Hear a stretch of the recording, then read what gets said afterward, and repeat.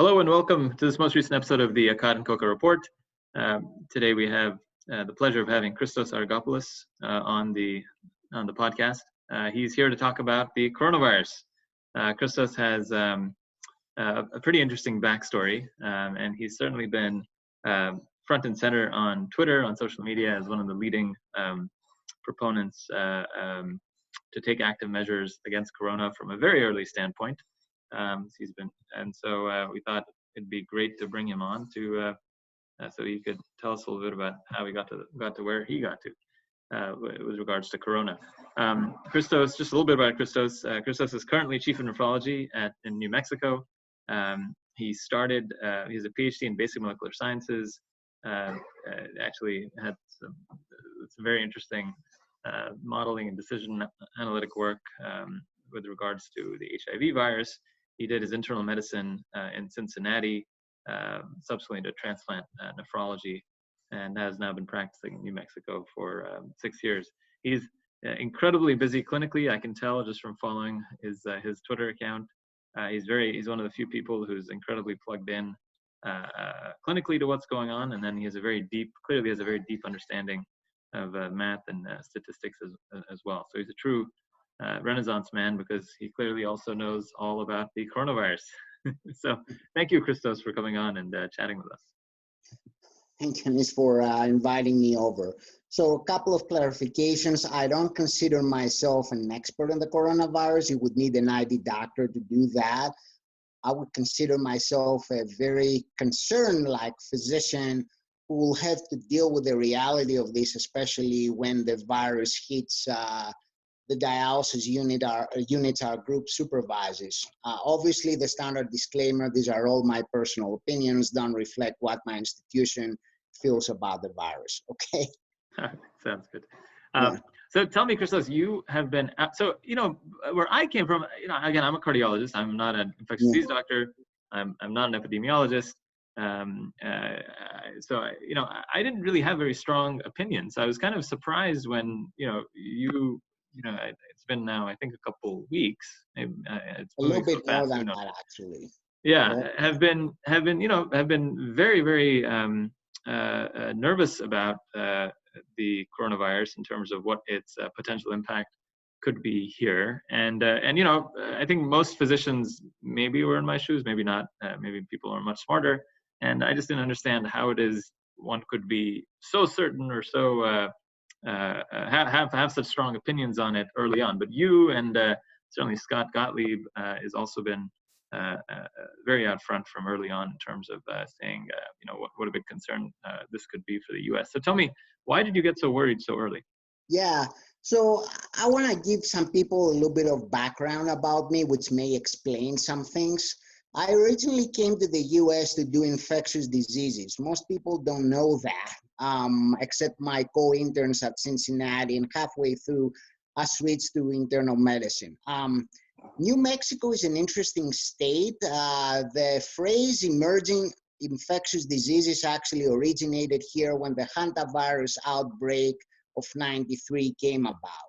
So this is a place that has some institutional memory of what happens when a scary virus comes out of nowhere.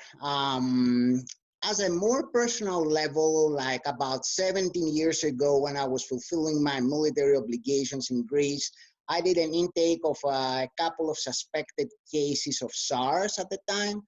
An interesting virus uses the same receptor as this one. And working inside a spacesuit, for a couple of days kind of changes your way of thinking about this. So this is like as a general background, I may be a little bit more receptive or more likely to panic, depending on what you feel on about new emerging about infectious diseases in general. Regarding this, so this kind of, I was been following the situation in China for the last 3 or 4 months. And as you said, I have a pretty good background about epidemiology, and some of the early numbers that were coming out of China were concerning that this may be a lot more lethal than it's anticipated. I've put out feeds about how you calculate late mortality rate for this virus. And it became very obvious from the beginning that the mortality rate spans a very wide range, with a lower estimate of in excess of 2% and an upper estimate of in excess of about 16%, with the uncertainty narrowing down to something that's between about 4% now, a figure that's heavily influenced by the data from Hubei.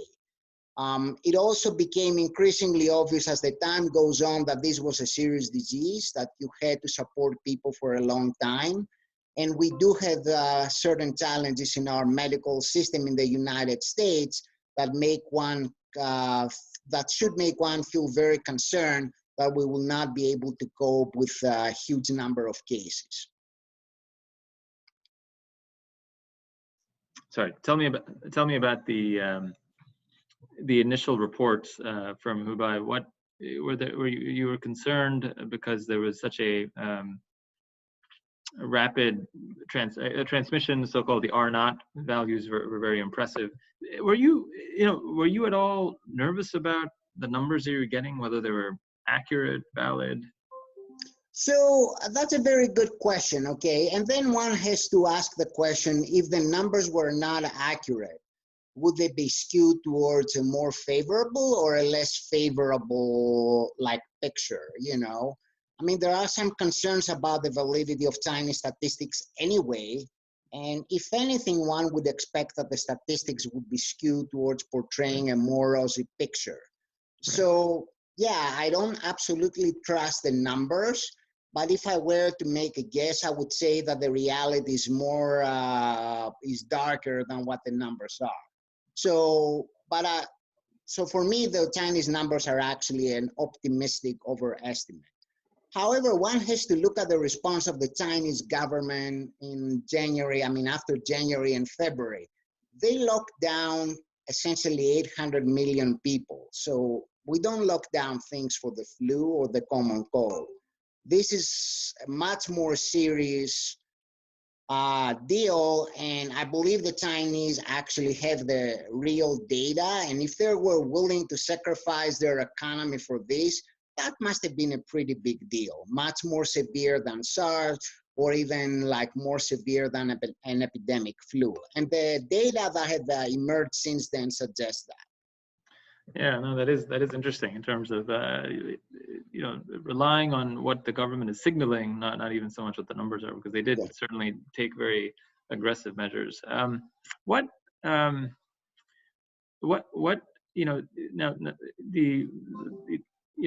I think one of the things that becomes clear from reading Scott Gottlieb's early tweets is that this is something he's been kind of waiting for, right? Something that was lethal, but was much more transmissible than, say, the other viruses that have hit, like Ebola, MERS, and SARS. And so this kind of seemed to be somewhat of the sweet spot. Do you think there's, from what reports you've read, do you think there's anything the Chinese could have done differently early on? That's a very good question.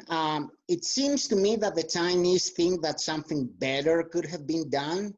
And they signal that by getting rid of the entire local party and assigning the management of the crisis to the, their biowarfare groups and their central infectious diseases specialists. So it's very clear that something was done suboptimally, okay? I mean, for example, the theory about this is that it emerged from the seafood or the live animal market. There are some reasons to suspect that this may not be the case, or that, so if you look at the Lancet report, many of the cases had no connection to the market. But the local officials went down and tore this place apart. So any chance of us finding the missing link, like the animal that served as the intermediary between the bats and the humans, is now lost, right? So there is a very good indirect evidence that something better could have been done there. Now, and this is not entirely clear to me. The initial response was to do quarantines in people's homes, which resulted in more family transmissions. And then they switched to central quarantine stations, which seemed to have helped by slowing down the epidemic.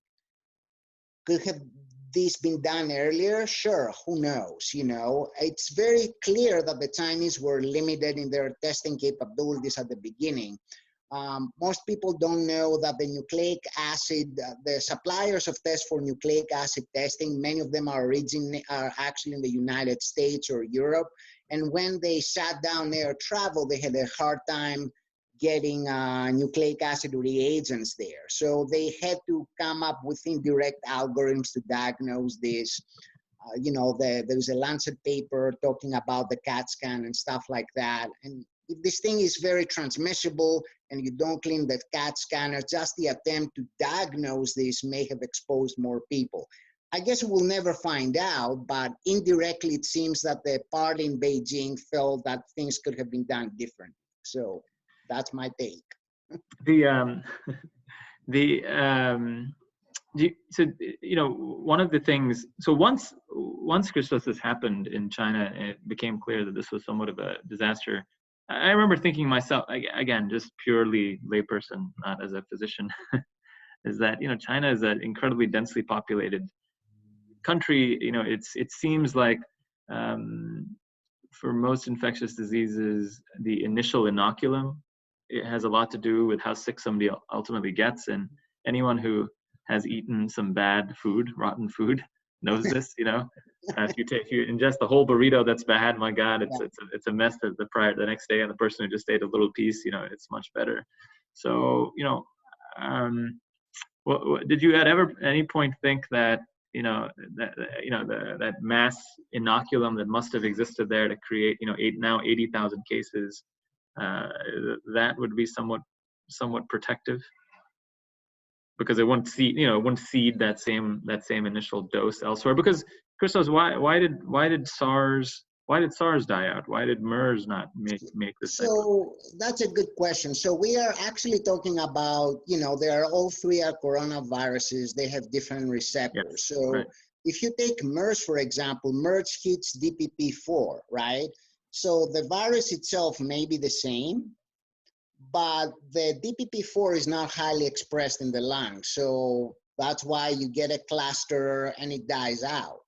SARS binds to the same receptor as this virus, the SARS-CoV-2, but China was a lot less connected in 2003 than now. So, I mean, with 17 years, globalization is more, I guess, more prominent now. So they were able to contain it much more quickly. It was a different city as well, maybe not as less populated. So it's very likely that there were social differences, and there were probably differences in the virus itself that may explain why SARS died out after a few months. It infected many people in Asia, but also they had the outbreak in Toronto, which is kind of scary for people who still remember that. You know, a single traveler giving the SARS to many other people, ICU shutting down. So, yeah, there is some variation, and it would be great to find out why SARS behaved differently than this one. But in reality, once you had 80,000 people from a major city with airline connections all over the world, the chance of worldwide spread was substantial. Right. You know, the interesting thing is that the initial response to China, in China, is somewhat similar in some regards, right? It seems like government officials just not having a handle on how bad it is on the ground. So initially, you know, you know, there was this competing narratives. There was physicians on the ground saying, hey, you know, that famous, you know, who's the ophthalmologist, his name was Li Wenliang. Yeah. Unfortunately, he died, and he was attempting to, you know, tell people about the fact that this was an outbreak that was in Wuhan that looked like SARS. You know, he told colleagues on December 30th via doctor's social media chat room, and then suddenly he was, you know, he was silenced for spreading lies or whatnot, and then eventually on February 6th. You know, the 34-year-old ophthalmologist unfortunately died. You know, early on, the Chinese government said that this was all because of, you know, it was a small outbreak related to the live animal market, and that, you know, if we shut down the live animal market, we'd effectively eliminate the spread of the disease, and that there's no evidence of human transmission. But for 2 weeks after that, you know, this is late December, the message to the Chinese people are nothing to worry about. and then throughout December, early January, you know, about half of those coronavirus cases in Wuhan, they were entirely independent of the animal market, and the epidemic was, you know, kind of doubling in size weekly. So, you know, you had escaped that, you know, even if it was true, to escape that animal market, and you were having a massive amount of spread at that time. And so it was only at that point that I think China quite got a sense of what the heck was, how bad this was, and kind of went, you know, started taking significant steps. And I think this is a great point, because we talk about China as a single country. The response to this was actually bimodal. You had the initial response in Hubei and Wuhan, which is what you described. You know, they essentially said there is no problem. And then their hospital systems were overwhelmed. Healthcare practitioners started getting the disease and not able to provide care. And the mortality rate spiked to much higher number than outside Hubei, where they acknowledged that the problem existed, and they essentially locked down everything. And we had a very different picture in Wuhan and Hubei and outside Hubei.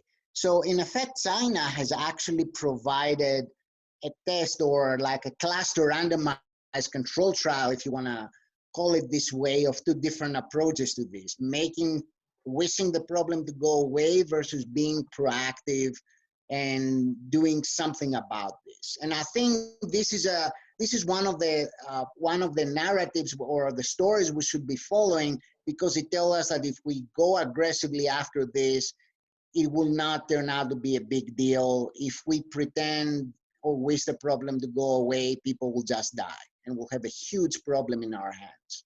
So specifically, Christos, you think, so there's the Wuhan approach, and then there's the approach in the neighboring places, or you're saying local and local, right, what they did locally versus what they did nationally? Right.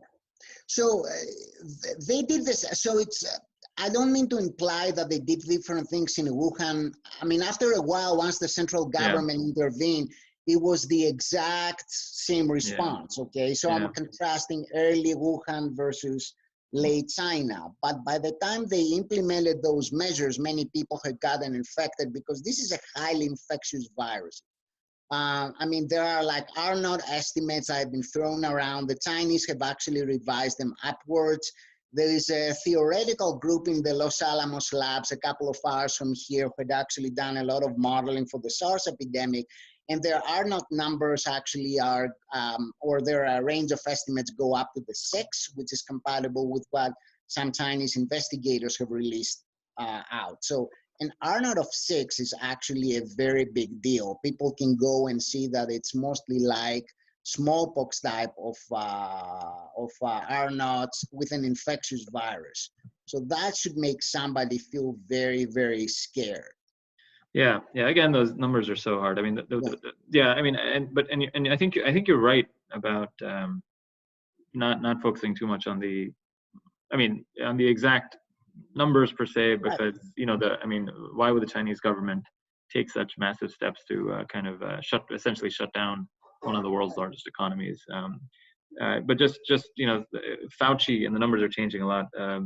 Dr. Fauci, who's a virologist, amazing guy actually. His history is really quite remarkable. Yeah. But that's for another story. He's the NIAID, the National Infection Allergy at the NIH, and he's clearly been helping guide the response. He wrote an editorial in the New England Journal last week and says that, just to get it out there for the podcast, so the case, it's possible, based on all the numbers that are coming out, this is as of last Wednesday, things are changing, that the case fatality rate may be less than 1%, but of course the flu, the case fatality rate is 0.1%. So, you know, even best case, it's 10 times more lethal than the flu. just to give you an idea of other type of coronaviruses, SARS and MERS had case fatality rates of SARS had 9 to 10%, while MERS had a case fatality rate of around 36%. The R naught that Dr. Fauci currently thinks is, the current, the study as of last week is saying is about 2.2, which still is pretty significant and can still lead to a significant amount of transmission. But those are some of the numbers that are out there. But the R naught is actually a function of how hard you are to control this thing. So the R naught in China are already coming down because of those essentially locking down the city. Locking down the country. So to me, like the natural history or the natural value of the R naught before you realized an epidemic and before you did anything is more important.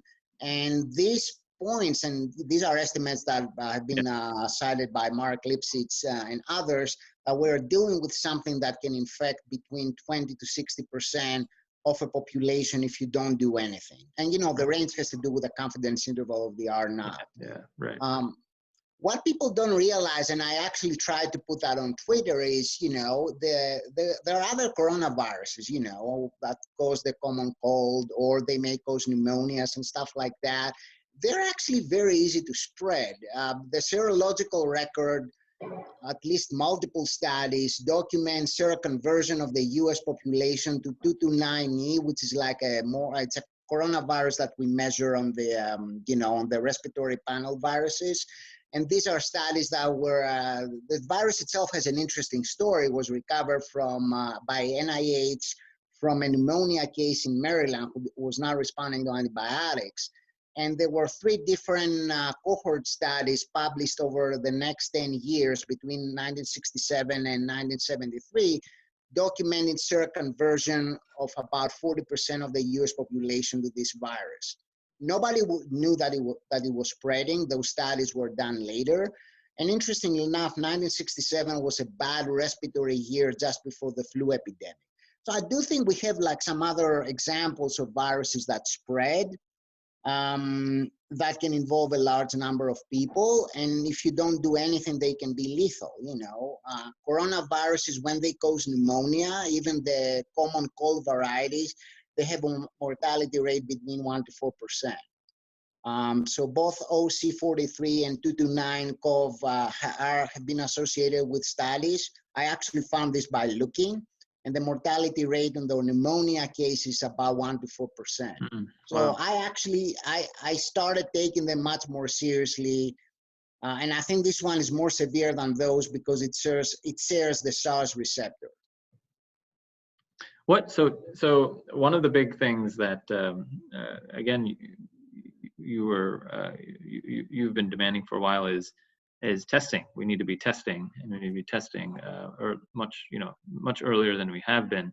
Now, initially, the Chinese actually released the code for the COVID-19 virus January the 10th. Do you know, with your background, how long? So once the code is out there, how long does it take? How long should it take for, a lab to come up with a test? So, okay, once you have a code, or the sequence, you can design a PCR test in 30 minutes.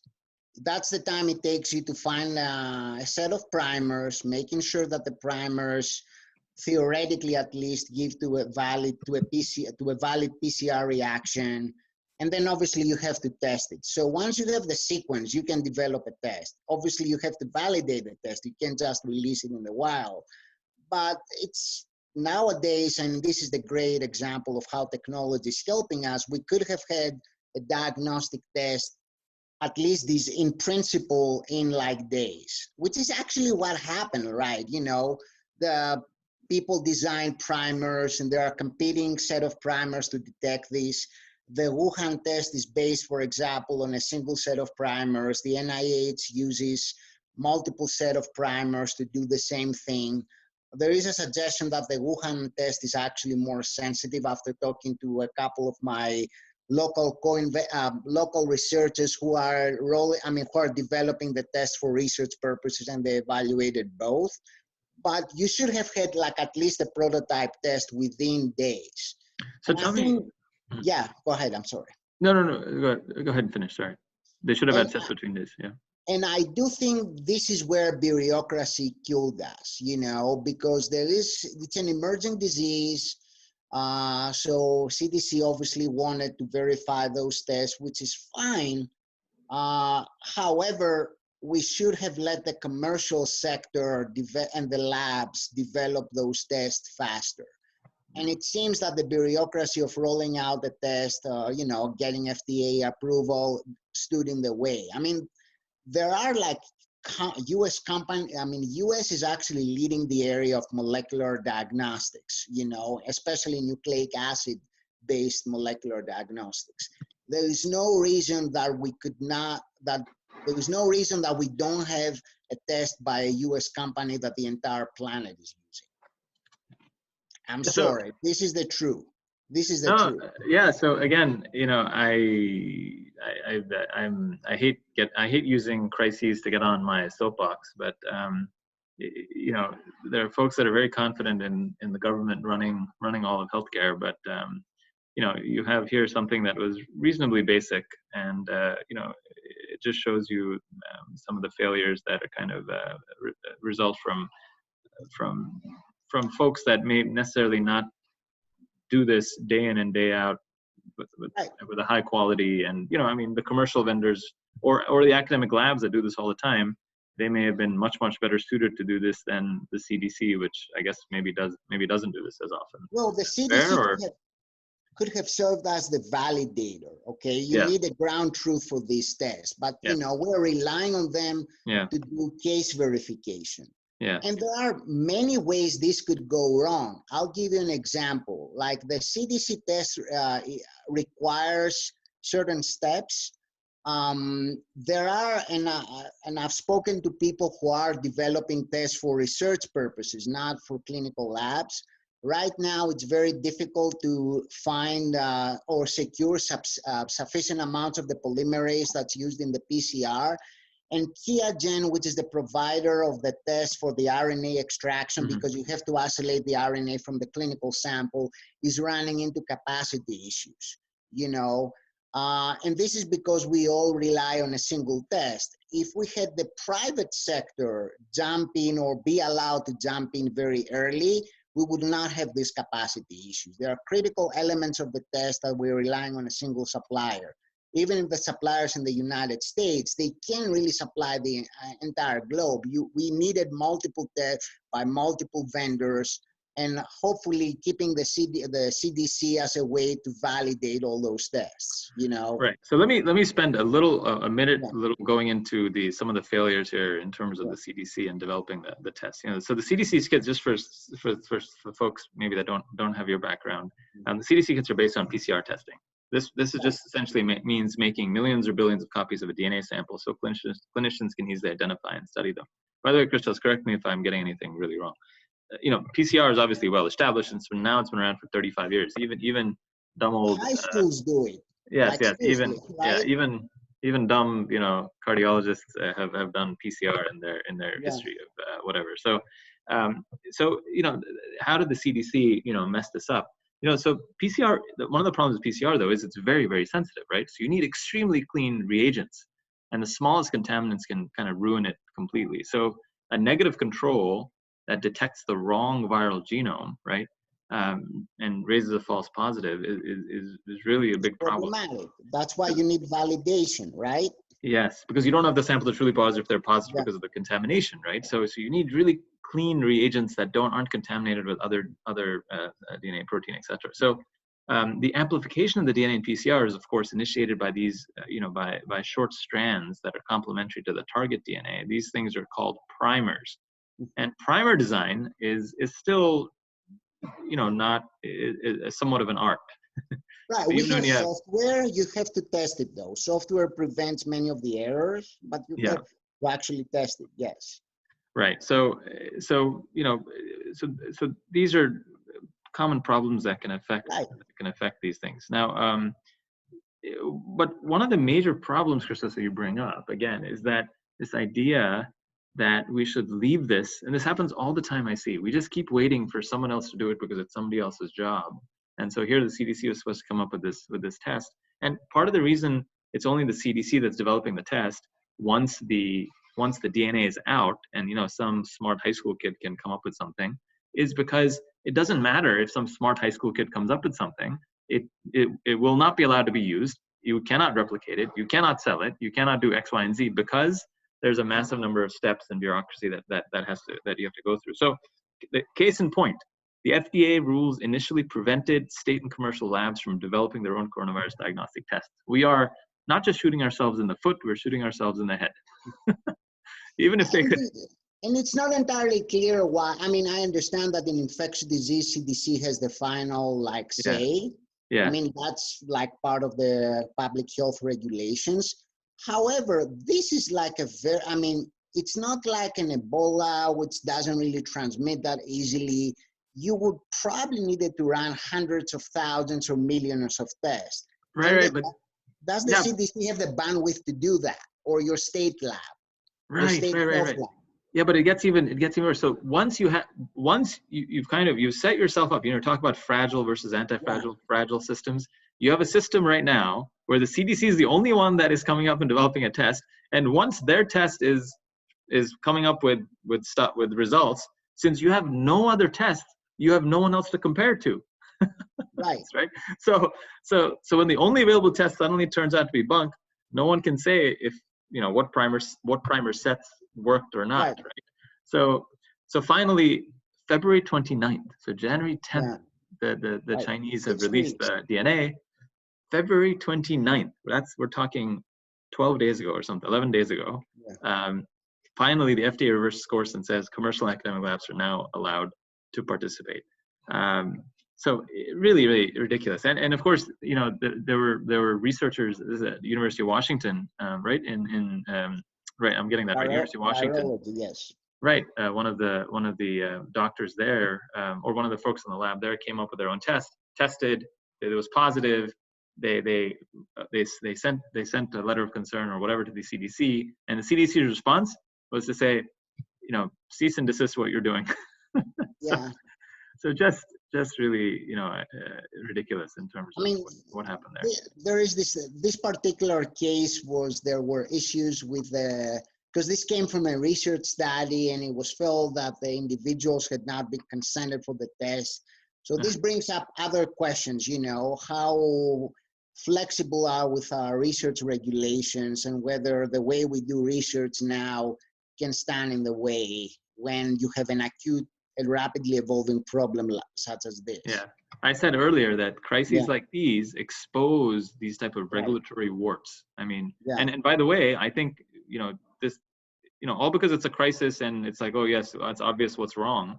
Those things are still wrong afterwards. Anyway, we'll move on because I don't want to spend too much time on this. So the question, okay, one of the discussions we had early on, again, I was like, well, okay, so we don't have a test. Is it really, what is the value to testing early on? Is it possible? Here's a follow-up question, because obviously the answer to that you think is yes. Is it possible really to prevent the spread of this disease once you have a nidus like you have in China with 80,000 people, with COVID? Yeah, that's actually a very good question.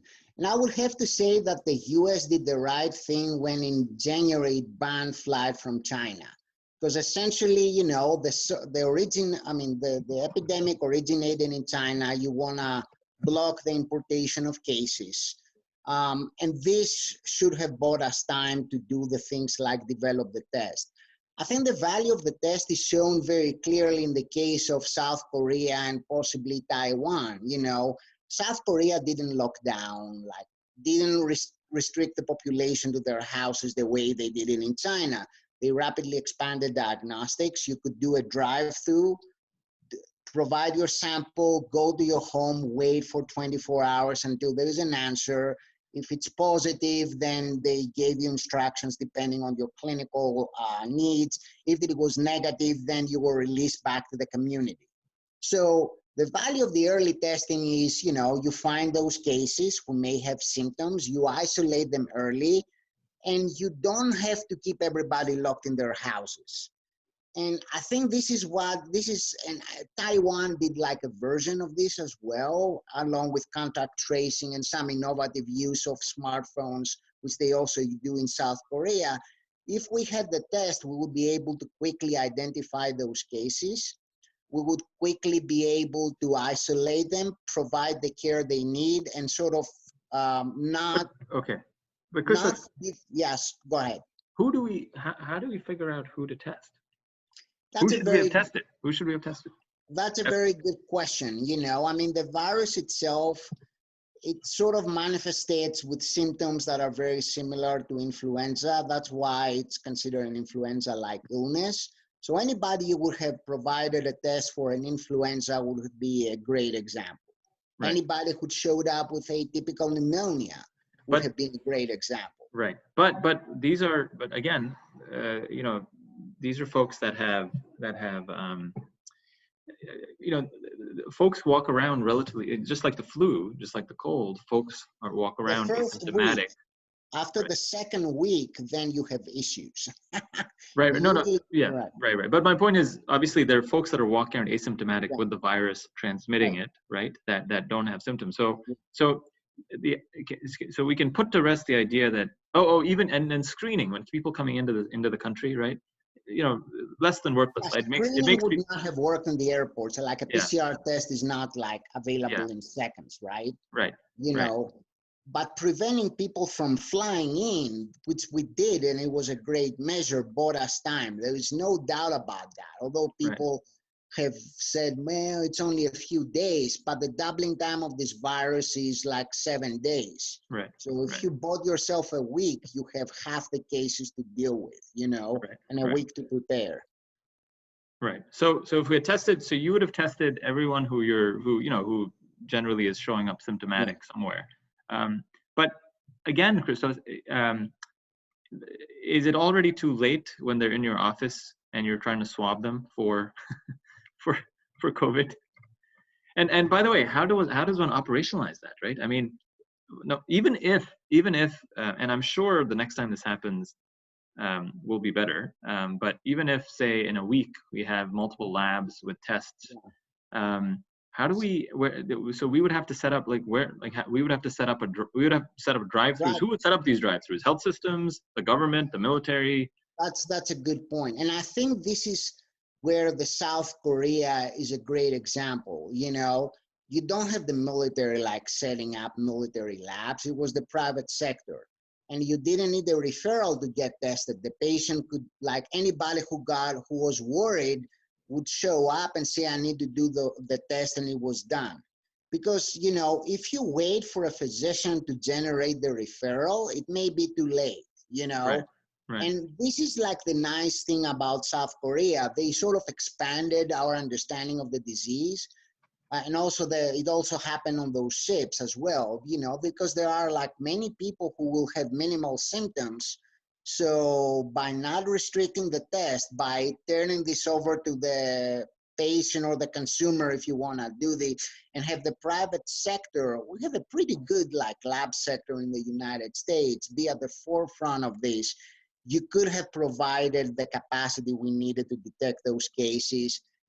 You know, may somebody who was having mild symptoms, if the test was available and he could do it without waiting in line or days, could have prevented the outbreak in the Seattle nursing home. None of the residents there like traveled to China. Somebody else brought this in, you know. Right.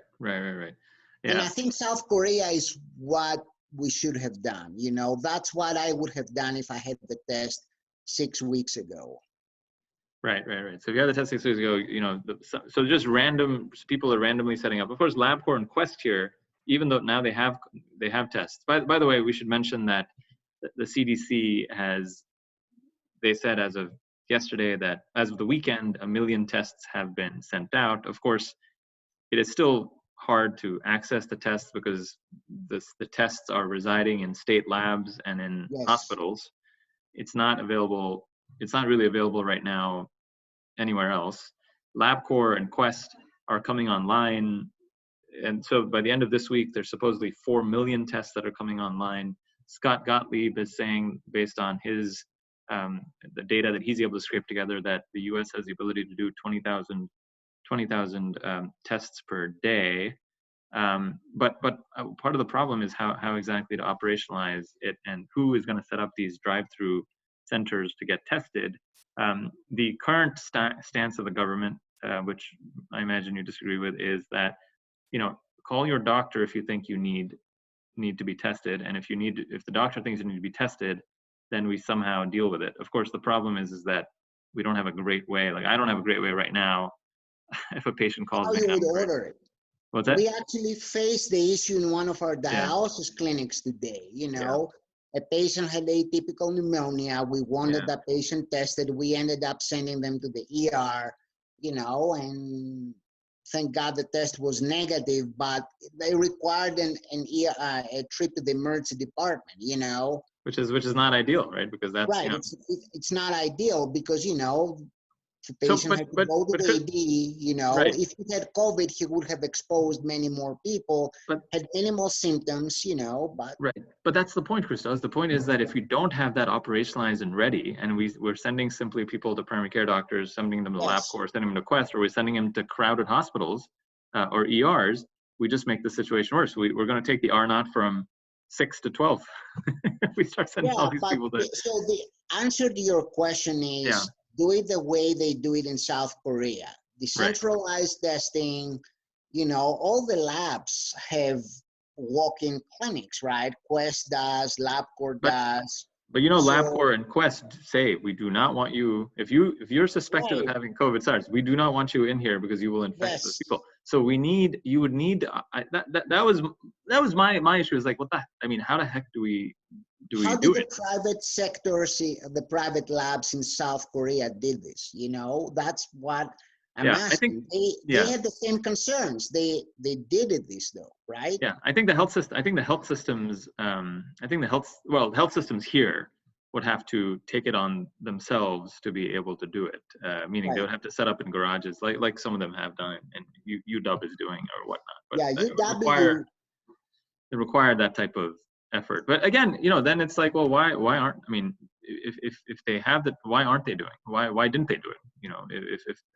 We're doctors, we are hospitals. Why aren't these massive health systems that annual revenues are $5 billion a year?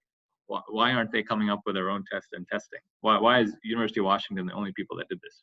Well, University of Washington is actually at the forefront. They feel the pressure and the heat, and I think they made a decision to sort of bypass the bureaucracy or interpret it creatively, because I think the major thinking now, everybody's paralyzed by the billion regulations that you need to abide by if you offer diagnostic services. This is not, and this is not a creatinine or a high sensitivity troponin, this is the real deal. Like it's not the standard everyday test that you need to have a billion things in place, check the right tech boxes to avoid Medicare, like going after you for fraud, right? We need to get out of the idea that everything is tick box and check box and regulations. This is more severe and primal, needs a different response. Right.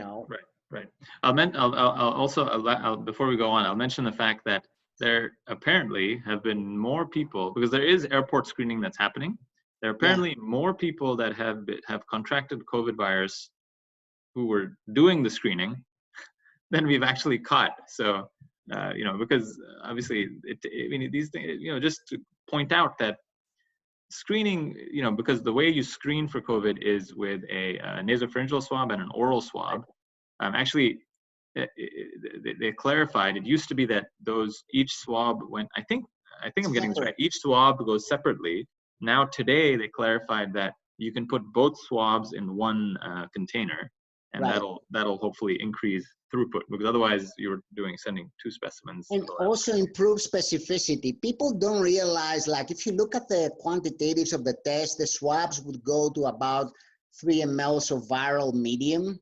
So you were diluting the sample and you had to do 2 of them, right? Right. And then you had to pass it through an RNA isolation kit, which can process the whole volume. So the whole test itself, I mean, we talk about like it's an easy thing. There are like quantitative steps that need to happen, and they are, you know, they were not highly optimized. This is why the private sector who sells diagnostic tests, you know, could have done a much better job, because they are the companies that are actually alive because they sell highly sensitive and accurate tests to consumers, which can be, you know, healthcare systems providers and labs, you know. Right. Can you imagine how awesome it would have been if Theranos was around now? You know what Elizabeth Holmes would be saying right now? She probably would have raised $10 billion with some microscope. I mean, there are like, I mean, my own research like involved, like looks at like nucleic acid markers. So I know that this is a huge market, you know, and this is a market where the US is leading. I mean, I know, I mean, it's my soapbox too, you know. This would have been a great business opportunity, as, you know, in addition to all the good public health things, you know, and I don't understand why we wasted this opportunity, you know. Well, we know why. We know why. Healthcare is a overregulated disaster in the United States, and we're paying for it. Okay, next point. Other countries, Christos. You know, so you know, I raised the point in discussions with you, in arguing with you, I don't know, 3 days ago now, that I said, look, what the heck is going on in all these other countries? Why is Italy so much different than Britain, France, Spain, Austria? You know, what borders Italy? Switzerland, Austria, right? Why are all these other countries not going through what happened to Italy? So I have a disagreement with that. The only country that seems to be an outlier, and there's a Twitter account who actually graphs it, is Japan. Everybody else is following the same trajectory with a delay. So it takes some time to get the initial cases, to have the community spread. I'll give an example. Like a good example is like my own home country, Greece. They had 2 cases 2 weeks ago, okay? And they both could be traced to the same fashion show in Milan. Then 5 days ago, the country exploded. It actually happens close to, you know, a place where my parents live, because there was a group of people who came from, like they were in Egypt or Israel, I mean, like as tourists. One person got it, and now the whole west of the Greece is like I mean, has like tens of cases. So we have to be, I mean, there are stochastic or random effects that sort of determine when the process is initiated. Once it's initiated, though, you know, it's because of the transmissibility, it will go exponential. And I think Italy illustrates this point very succinctly. You know, they went from having nothing to having a healthcare crisis with rationing of ventilators and resources within a week. Right, but Christos, why is the trajectory delayed in these other countries? Why are they not all? Why is all of Europe not going through the same thing at the same time? So it depends on when the virus is introduced. You know, it probably depends on whether the initial case was a super spreader or not, and it depends on how the first cluster originated. You know, so there are like random factors that determine this. So I told you, like, if it hadn't been for that tour, like, you know, the bunch of tourists from the west side of Greece would probably not have seen this increase in cases for many days. Now they can link at least 60 of those to that original patient. You know, who could have thought that going on sightseeing in Mount Sinai, the original Mount Sinai, not the hospital, could have triggered that. It's actually fairly random. But once you have it, it's not like MERS, where MERS is not very highly transmissible, actually has an R naught that may be even below 1 naturally. So this may die out. So, I mean, this thing is not like that, and it's clearly indicated by what happened to the cruise ships as well, where a large number of people did get it. So, and again, with an epidemic, it's what I like to use the analogy, the light of a distant star. Once you see your first cases, you see what the disease was like 2 weeks ago. It's not what it is now. If those cases had like transmitted the virus to people around in the community, you may be dealing with a large number of cases the next day or so. And I think our state is about to find out. We had the first 3 confirmed cases yesterday, with many more under investigation today. And you know, it will happen everywhere. It happened in Seattle, it happened in California. So, and I think the best example is not look at countries, look at individual states in the United States, because, you know, it gives you 50 plus regions to compare. You know, eventually everybody will go through the same trajectory, which is why it is important to not overwhelm health resources. And I'm not entirely clear that our approach, which is going to be based on CAT scans, will not do exactly that. I mean, until we get all the nucleic acid tests up and running, obviously. Okay. The so what, you know, so being what it is, so you think the trajectory, unless we at this point, is there still value to testing? We still should be testing, or should we only be testing people that are in the hospital, or because right now, for instance, Christos, somebody called me with a fever and a cough, right?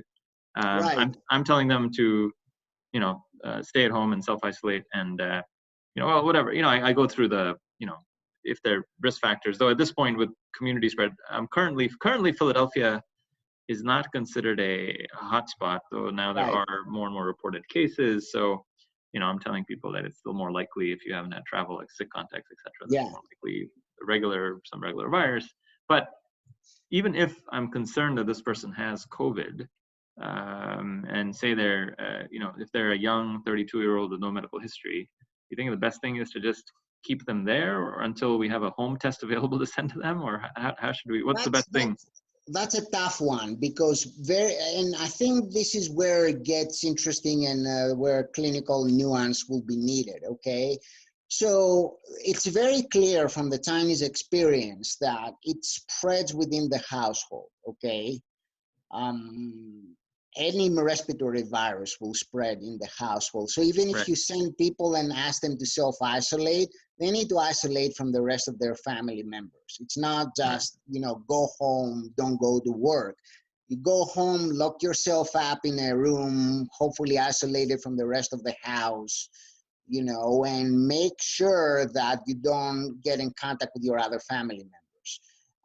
I think if we were able to do contact tracing without involving a lot of healthcare workers, because right now, if you are on the exponential phase, contact tracing, isolation, you don't have the resources to do it unless it's done automatically. So in South Korea, they're actually using an app now that sort of tracks the location services from your cell phone.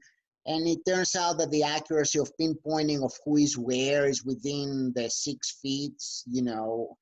So you can do something very interesting with technology. There are privacy concerns, obviously, you know, Fourth Amendment in the United States here, but there is I mean, theoretically, if people were willing to sort of overcome or acknowledge that not all regulations or guidance or rules or law may be applicable during an epidemic, we could still be able to do it.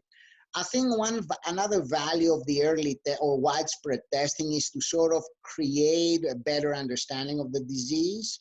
I'll give you an example. How many people are actually asymptomatic with this? We don't, I mean, we have an estimate from the cruise ships that about 40 or 50%, especially of the young age group, will be asymptomatic. That's a different way to describe the disease compared to everybody gets it, everybody gets pneumonia, 20% of the pneumonias are gonna die.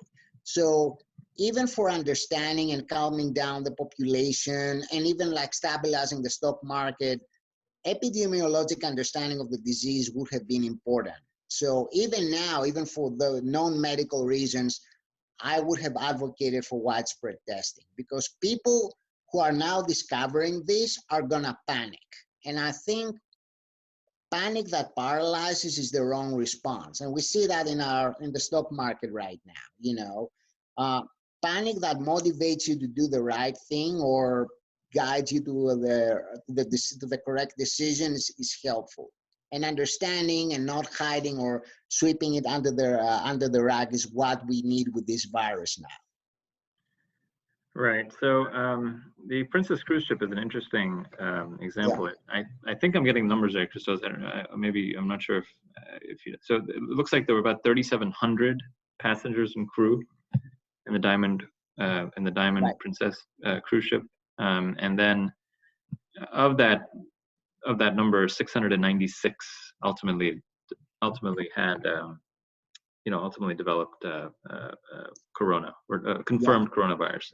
Yes. Of that number, there were 7 that died. Right.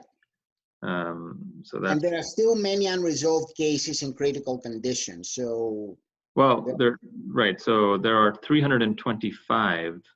You're right. That's very. You're right. There are 325 that have recovered.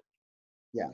So of the initial 696, there's still 364 that are still in some phase of recovery. We don't know how many of those are in ventilators or whatnot. Yep. So that gives you that number, that the 7 over 696 gives you a lower bound of the mortality. And I have to insist, it's a lower bound because you have to resolve all the cases to do the calculation properly.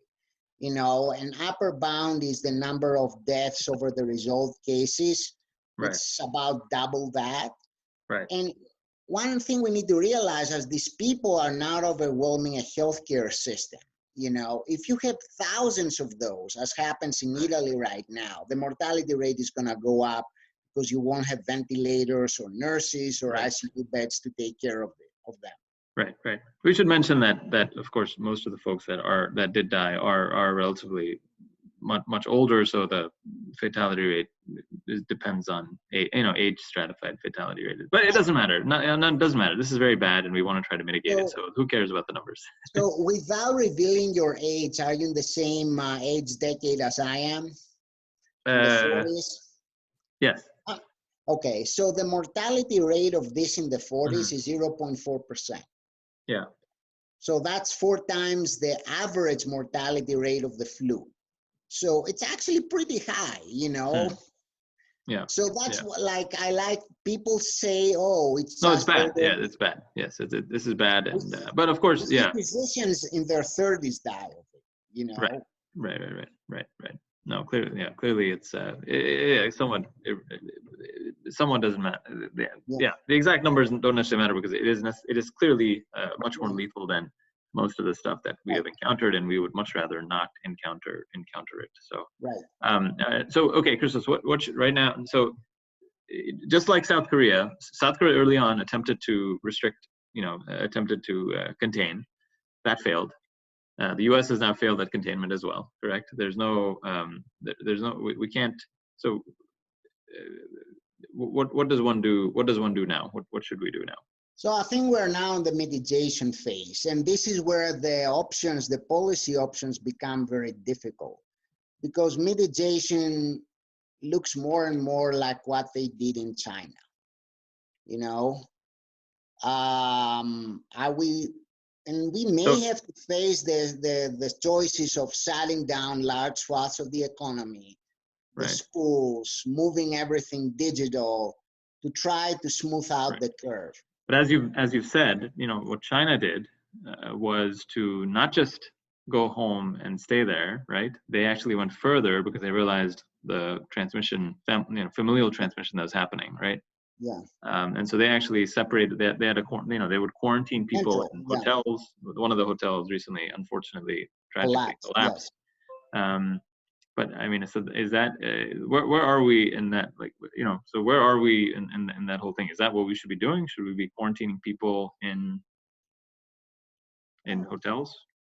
That's a very good question, and I think this question needs to be answered by the government, and it has to be answered by the government because it's a public health thing, Why? You're the government. You're not the government. No, I mean, no, I'm saying if you, sorry, I should say Yeah. if you're, I know you're not the government. If you're in charge, what would you do right now? Yeah. So, and as I said, this is like where we need to look at the data from China more closely, because the uncomfortable truth, and to me it's uncomfortable because I felt different otherwise, is that home quarantine may actually not work.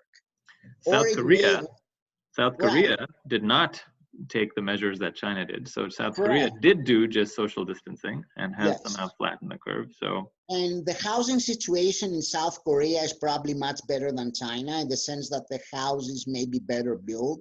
And I yeah, think this is also true in the United States. Most of us have much larger houses than anybody else. I mean, more, with more than one bathrooms, I have to mention that. So you could consider like isolating somebody in their home with limiting contact with their family members. yeah, So like if you're asking me, you know, I have a reasonably sized house. I have a call room in the house for my transplant call.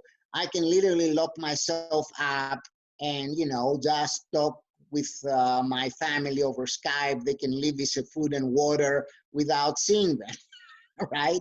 I don't think many of the Chinese had this option, you know. right, right. So I'm still ambivalent about this, but to be honest, if you could reasonably make sure that people stay in their houses 6 feet away, probably turn off the HVAC, because this thing may be transmitted like very easily through central Can it? ventilation. That's the difference between droplet and airborne, right? It's not Right. airborne; it is droplet. So droplet, I actually don't believe that.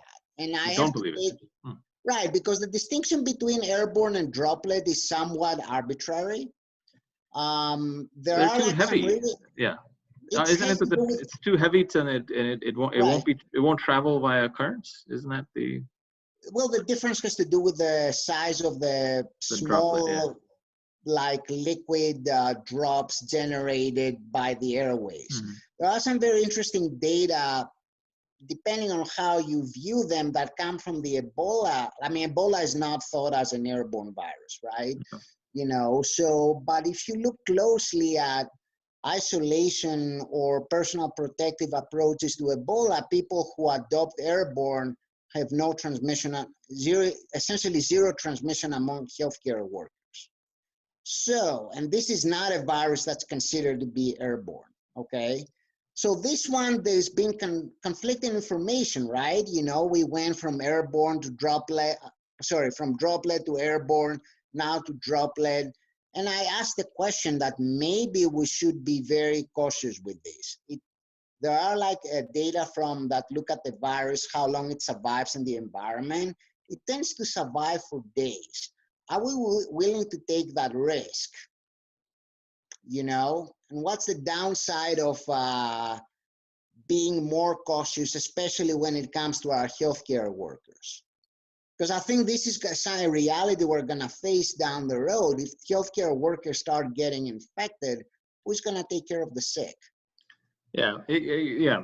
So the N95 respirators, you know, worn appropriately, the transmission was almost zero. Correct? That's what you're pointing out for healthcare workers. So Yeah. yeah, no, and certainly, yeah, no, it's really problematic. So in you know, the one series reported that of the in the initial series of 140 or so that they reported from China, 40% got infected in the hospital. 30% of those were healthcare workers. So Yeah. just goes to show you how dangerous hospitals are. So in terms of, you know, Right. you may need like COVID only hospitals or units, certainly units that only, you know, are serving. This is actually what they did in China, and this Yeah. was sort of very interesting. When the grown-ups, and I'm not using this lightly, took care of the situation, they reassigned hospitals to COVID-only hospitals, and also build makeshift facilities for people who just needed oxygen and IV fluids, you know. Because the reality is, and we're seeing this clearly in Italy, like in Milan now and Lombardy, this is not it's a very sophisticated medical environment there. And they're seeing that they have to shut down entire hospitals, postpone surgeries, but people still get heart attacks, strokes, get into car accidents. Well, I mean, if they lock you up, probably not, but but they still need other levels of care. So that's the other big question: how are healthcare systems gonna deal with this? Who's gonna take care of the COVID patient, and who's gonna be doing the, you know, laparoscopic surgeries and the hip replacements? Right. So yeah, so that's the last question, and then we'll end because I know I've taken up too much of your time. How prepared is the U.S. to deal with it? Do you think the U.S. Is prepared to deal with it, or do you think we're facing what Italy, and the northern Italy is facing? Yeah, I'm not gonna sweetcoat this. I think many areas of the U.S. are gonna turn out like Italy. You know, I can't predict which or where, but just looking at what's happening there, we ignored the problem for a while. There's been community spread for a while. Like if you look at the genetic data of the virus from Seattle, like the first cases there, I mean, the virus of the first lethal case was sequenced, and the sequence was compared to the first case reported in the state. And it seems like, looking at the difference in sequence, the virus had been in circulation for about 8 weeks. So that means community spread for 8 weeks. And I think other areas in the US are going to turn out like that. Hopefully I'm wrong, but I think Italy describes a very plausible scenario for large forest areas in the United States. And we have to get prepared. And to answer your question, you know, we may end up having to designate COVID-like networks. In our network of dialysis unit, for example, we oversee about 13, 14 of those, you know. We expect that if the hospitals start sending like sick, well, COVID-infected patients who don't need the hospital care back to the dialysis unit, it's very clear we have to prevent spread. And what we have decided is, once that moment comes, we'll designate one of our units as a COVID unit, you know, and warehouse all the patients there, because we want to prevent the spread.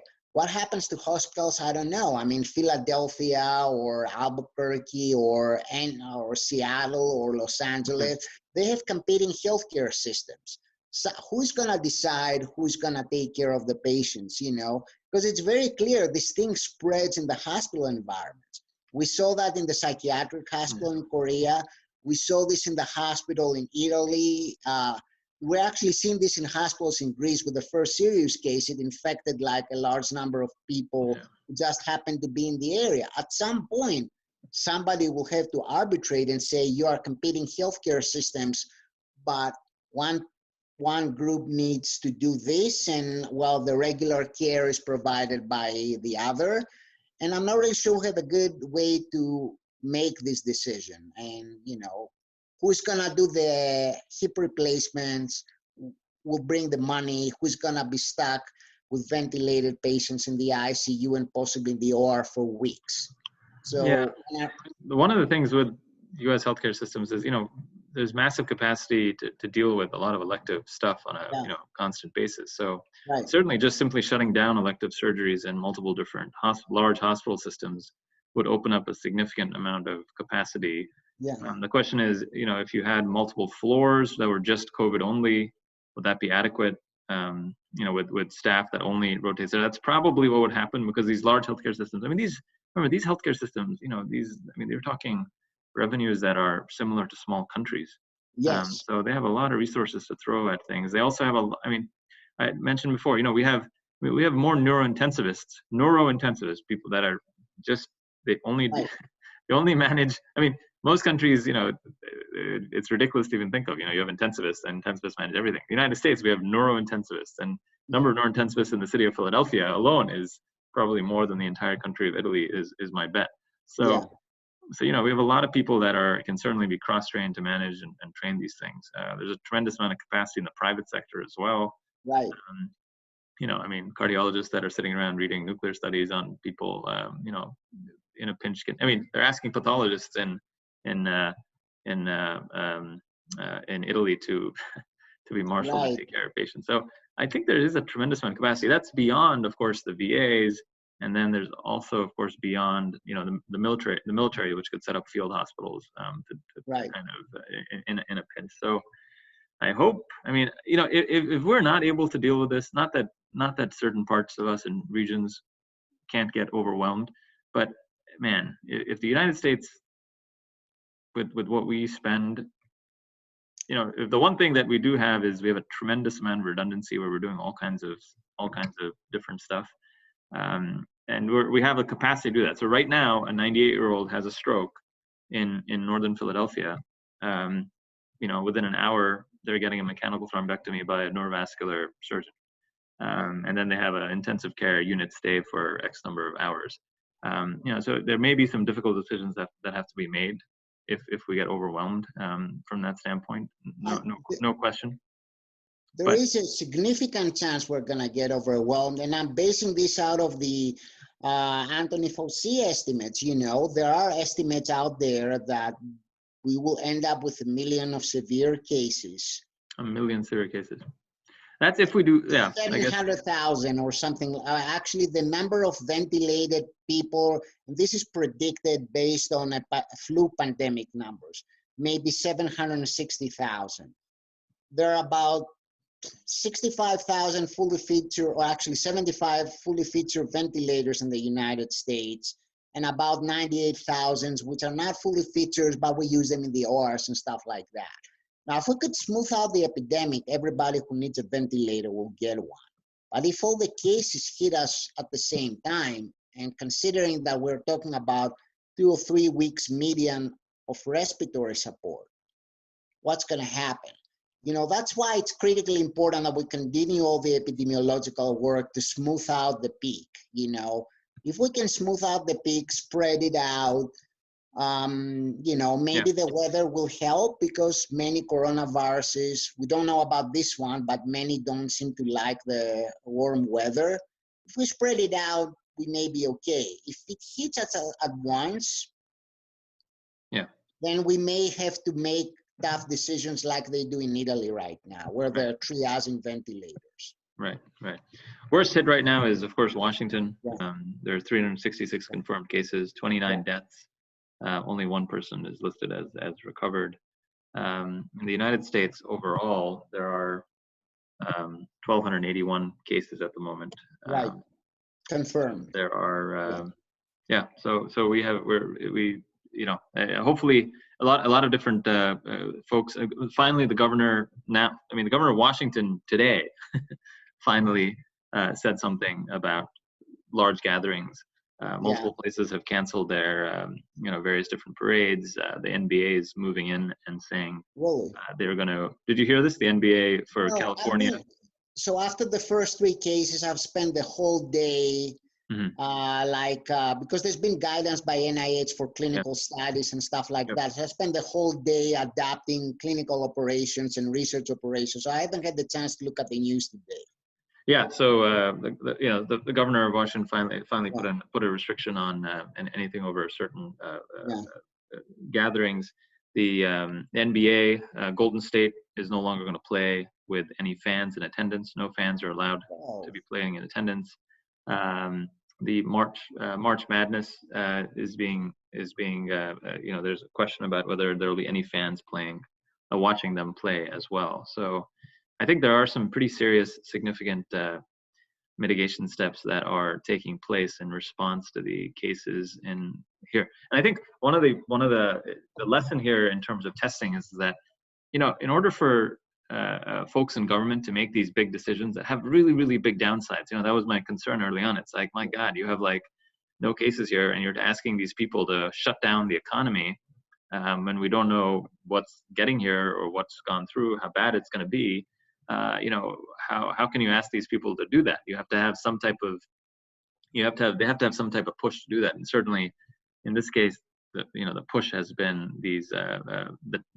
been testing, which shows cases, rapid, more and more cases have showed up. So, and based on that, you have mitigation that's kind of happening. So, and that's your early signal. So if you had an early testing policy, you find about this, or an unrestricted, because we had restrictive policy at the beginning. You find out early, and then you create a sense of urgency. Because once you have the bodies piling up, then it gets quickly out of hand. And this is what Wuhan and Italy are showing to us, It's just like it's an exponential process, like an explosion, it will go up, it will ramp up fast. And Right. the cases you see today are like the lights from distant star with the incubation period. They showed you what was out in the community 2 weeks from today, not what's out there today. And I believe this is instructive for people to watch this evolution in their own community, and an important lesson for the future, I think. Right. Yeah, absolutely. Christos, thank you so much. I'm taking up way too much of your time. It's super enlightening. I hope you stay well, stay healthy. Same And to you. we will see Thank you. for I'll having see you on Twitter. Oh, I should say, Christos has a fantastic, very informative Twitter account. Christos, give me your handle. It's CHRIS T as in Tom OS ARGYROP. Excellent. As in Peter. Okay. All right. Thank you. Thank you, Christos. Take care. Alrighty. Bye bye. Yep. Bye bye.